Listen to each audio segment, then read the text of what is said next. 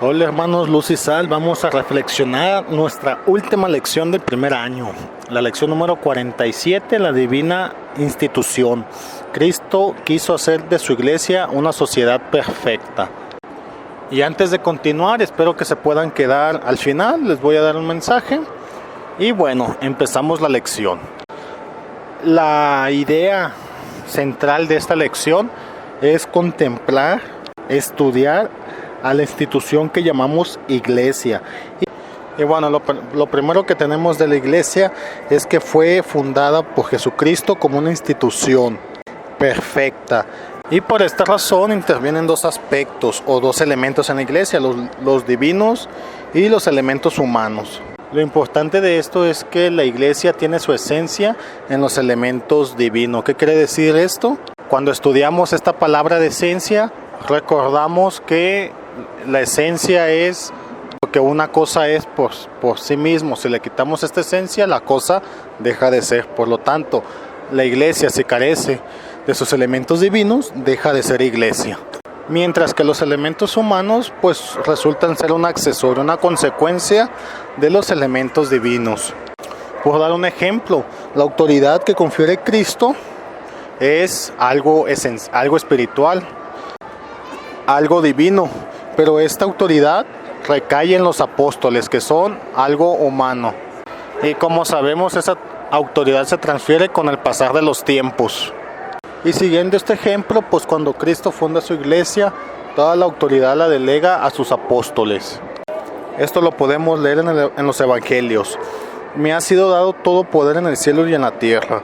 Id pues y haced discípulos a todas las gentes, bautizándolas en el nombre del Padre y del Hijo y del Espíritu Santo, y enseñándoles a guardar todo lo que yo os he mandado. Y he aquí que yo estoy con vosotros todos los días hasta el fin del mundo. Aquí podemos ver varios aspectos. Como les dije, Cristo, teniendo la autoridad del Padre, pues delega esta misma autoridad a sus apóstoles. Y lo importante de este mandato que deja Cristo a sus apóstoles es hasta el fin del mundo. ¿Qué quiere decir esto? Que para que esto se cumpla, al mismo tiempo los apóstoles tienen que transmitir esta autoridad. Y esto claramente lo podemos ver, dice la lección, en las cartas de Pablo a Timoteo y a Tito, donde Pablo les instruye y al mismo tiempo delega esta autoridad para que ellos sigan transmitiendo la doctrina de Cristo. Y aquí viene otro aspecto importante. Hay que hacer esta diferencia más que nada. Cuando se transfiere esta autoridad para que la doctrina de Cristo continúe, lo esencial es precisamente esto, que la doctrina, las enseñanzas continúen. Que lo que uno enseñe sea una fiel réplica de lo que Cristo nos enseñó. Y eso es lo esencial, mientras que lo secundario es a quién le deja la autoridad. Es decir, Pablo pudo haber confiado esa autoridad a otras personas, a otros apóstoles, mientras mantuvieran la fiel enseñanza de la palabra de Cristo. Y también algo accesorio, algo humano, es el elemento que se usa para conferir esta autoridad, con la imposición de manos. Un ritual que pues la iglesia adoptó, donde quieren representar la recepción invisible del poder del Espíritu Santo dado a esa persona. Y aquí viene otra cosa importante, que es que la iglesia es apostólica. ¿Qué quiere decir esto? En primer lugar tenemos que se dice que es apostólica porque Cristo confiere la autoridad a sus apóstoles. Y en segundo lugar, porque es la manera de cómo enseña la iglesia o cómo va pasando a través de los tiempos. ¿Qué quiero decir? Primeramente Cristo formó a sus apóstoles y posteriormente les delega la autoridad. Asimismo, estos apóstoles formaron a otros discípulos que en su momento delegaron autoridad, y así va pasando a través de los tiempos, y esto mismo sucede con nosotros. No quiero decir que la autoridad que tengamos nosotros es igual a la que se les delegó a los apóstoles, pero sí tenemos alguna autoridad en el ámbito eclesial. ¿Por qué digo esto? Porque eso es ser apóstol. Primeramente se forma uno para posteriormente formar a los demás. Y más que formarlo, delegar alguna autoridad. Bueno, lo que creo que entiendan que a eso se le dice apostólico, a esta cadenita de formar, luego yo formo, luego el que formé forma a otro, y así sucesivamente, a eso se le llama apostólico. Y de esta manera la iglesia es como sobrevive o ha sobrevivido a lo largo de todo este tiempo. Pero bueno, en aquel momento cuando Cristo estaba aquí en la tierra, pues Él era la máxima autoridad en la iglesia, lo cual al irse, y como les digo, Cristo les deja toda esta autoridad a los apóstoles para que continúen la iglesia. Sin embargo, es necesario que dejara una cabeza, alguien que dirija a todos ellos. Y esto sabemos que se lo deja a San Pedro, el primer papa, el príncipe de los apóstoles. Y bueno, y esta es una controversia con nuestros hermanos separados, porque ellos no creen en esta autoridad. De hecho, históricamente la primera separación de la iglesia católica es debido a esto mismo, que algunos deciden no obedecer al papa. Y están equivocados, porque la máxima autoridad que tiene el hombre es la recibida por Dios. Por lo tanto, la autoridad que delega Cristo a su iglesia como institución es una autoridad auténtica, una autoridad legítima, que no solamente le da poder o autoridad a sus representantes, sino que también le da la capacidad y el derecho de emitir leyes y reglamentos a todos los miembros de la iglesia. Incluso la iglesia pues tiene sus reglas en un documento que le llaman Código de Derecho Canónico. Es importante que nosotros pues conozcamos estos documentos. Y bueno, aquí hay que entender algo importante, porque también mucha gente nos dice, oye, ¿cómo es posible que si ya existen los mandamientos de Dios, la iglesia pues tengan sus mandamientos? Y pues es algo que no se entiende o mucha gente no lo entiende. Los mandamientos de la iglesia no están por encima de los mandamientos de Dios, eso que nos quede claro en primer lugar. Y en segundo lugar, lo que hace la iglesia es reescribir los mandamientos de Dios de una manera más sencilla, que sea más fácil de entender para los hombres, y lo que hace es desglosarlo. Por poner un ejemplo, no sé si recuerdan cuando estudiamos los mandamientos. El cuarto mandamiento, que a mí me impacta mucho porque se lee muy sencillo y son como 2 o 3 lecciones para estudiar este mandamiento. Y es precisamente lo que hace la iglesia, reescribir los mandamientos de manera que les sea más sencillo entender para el hombre. Incluso la lección dice: la iglesia elaboró todo un código cuyas disposiciones regulan su propio modo de ser, manteniendo inmutable lo esencial de Cristo y conformando lo accesorio a los signos de los tiempos. Entonces no hay que confundirnos, no hay que caer en malos entendidos, hay que entender eso. La iglesia lo que hace con sus mandamientos es decir de alguna manera el comportamiento que tiene que tener ella, sus miembros, los hombres en particular, apegado a los mandamientos de Dios. Reescribe los mandamientos de Dios para que sean más entendibles para el hombre. Y bueno, la lección resalta los mandamientos más comunes que tiene la iglesia.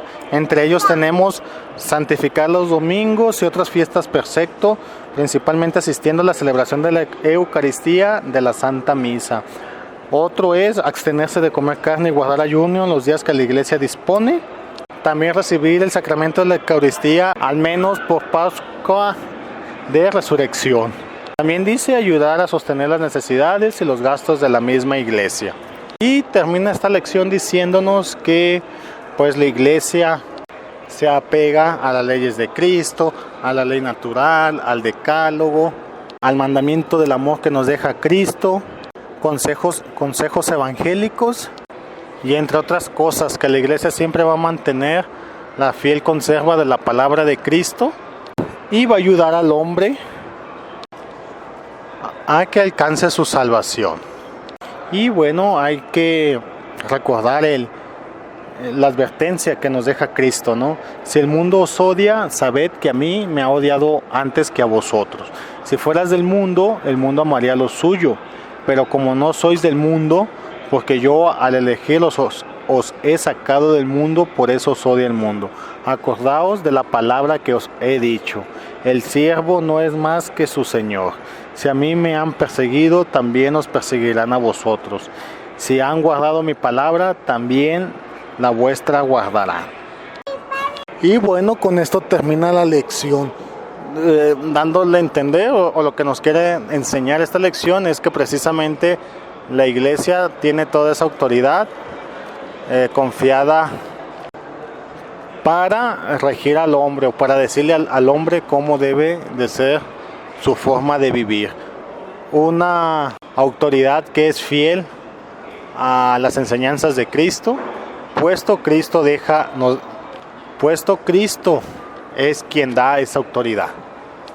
Bueno, hermanos, con esto hemos acabado el primer año de escuela de pastoral. Son muchos, no nomás es uno, son bastantes. Ya en algún momento les dije que todas estas enseñanzas es para toda la vida, no nomás por cursar un año ya acabado y ya he cumplido con lo que manda la iglesia.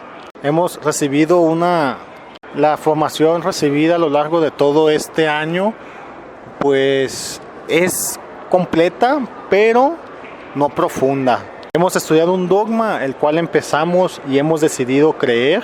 También estudiamos la moral y que hemos aceptado como nuestra forma de vivir. Pero como les digo, es una formación básica. Para poder profundizar en ellas, pues tenemos que continuar con nuestros estudios.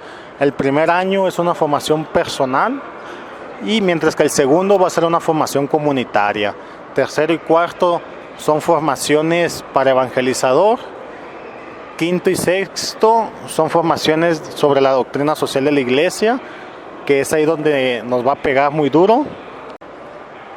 Los demás años que no he estudiado son años que pues se dedican a la cristología, a las cartas apostólicas, etcétera, etcétera. Estudios que cada vez que inicio un nuevo año o cada vez que transcurre el año me doy cuenta que nos hace falta mucho. Bueno, que al menos a mí me hace falta mucho como persona, como ser espiritual. No se desanimen, hermanos, que pues la conversión es todo un camino, toda una vida, no es en un instante.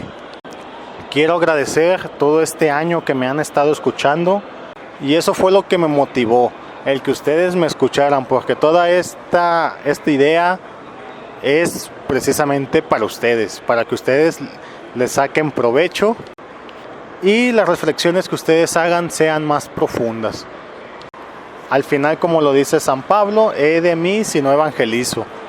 Esta es mi manera de evangelizar. La verdad, sí quiero agradecerles, ya que sin sus comentarios, sus consejos, sus regañadas, yo no continuaría. Gracias por este año que ha terminado, que han concluido. Espero que continúen el segundo año y todo esto que se hace es para dar gloria a Dios. Cuando quieran poner gracias, la gracia no es para mí o no me lo dediquen a mí, dedíquenselo a Dios, porque el trabajo que hacemos es para Él. Y aquí nos estamos viendo. Hasta el próximo año, hermanos. Luz y sal. Hasta luego.